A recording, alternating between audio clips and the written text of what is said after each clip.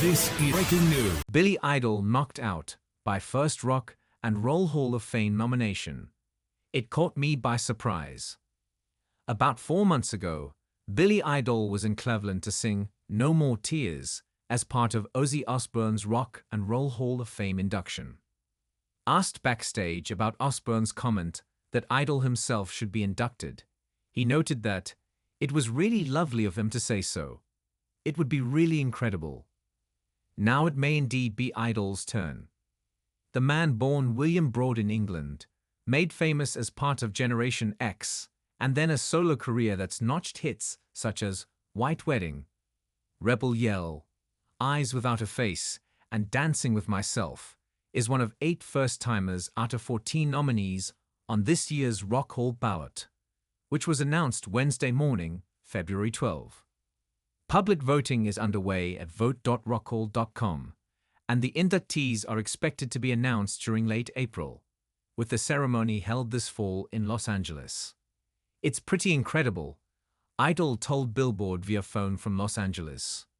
I'm really knocked out. It's really fantastic, and what a great honor just to be included with those other fellow artists on that list. It caught me by surprise today, and I was completely bowled over. Idol has been eligible since 2006 as a solo artist, but he said he's never thought of himself as slighted or overlooked. Well, there's so many great people who have yet to be in the Rock and Roll Hall of Fame. Someone like fellow nominee Joe Cocker, for instance, he noted. So of course you don't tend to think about yourself. I think in some ways it's a big thank you to the fans, who really have stuck with you through thick and thin, sometimes more thin than thick. But they've really stuck with you. In some ways, if you're in the Rock and Roll Hall of Fame, they are too. Idol began his career as a guitar player in the punk band Chelsea before forming Generation X with guitarist Tony James in 1976. The group released 4 albums and had British hits with Your Generation, King Rocker, and Valley of the Dolls before breaking up in early 1981. Idol then moved to New York, working with former Kiss manager Bill O'Cohen.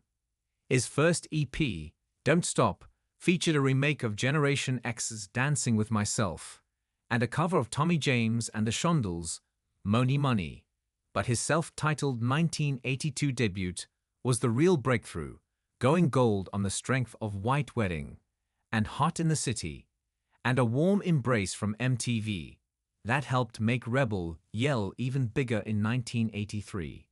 A double platinum, top 10 Billboard 200 smash that turned Idol into an arena-sized headliner. It's just kind of incredible, 'cause you never could have imagined this when you began, said Idol, who's released 8 studio albums total and has another coming this year, with details expected to be announced soon. When we started out in punk rock, we really were doing it for the love.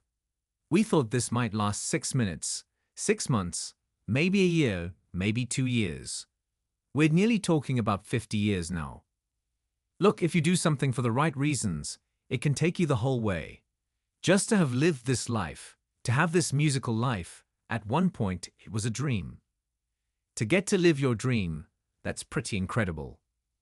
Idol has been in the Rock Hall already via one of his Harley-Davidson motorcycles, which is on display in the museum in Cleveland. He visited during October's induction festivities and reports that it's beautiful seeing it there. They've done a good job of taking care of it.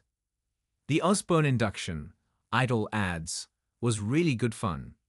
Playing with producer Andrew Watt and Wolfgang Van Halen and everybody, it was an incredible night. The vibe amongst everybody was fantastic, and to feel the sort of energy and excitement of the fans being there.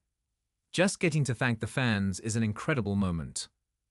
While the Rock Hall voting is going on, Idol will be rolling out the new album and prepping for the It's a Nice Day to tour again, trek that kicks off April 30 in Phoenix and runs through late September. Idol will be joined by Joan Jett and the Blackhearts, reconnecting with someone he met during a Generation X press tour back in 1978. We ended up in LA, watching the Germs and Black Flag at the Whiskey, a go-go with Joan, and about 20 other girls in go-go boots and short mini skirts, Idol recalls. It was great meeting her. It should be a really fantastic tour, a good time.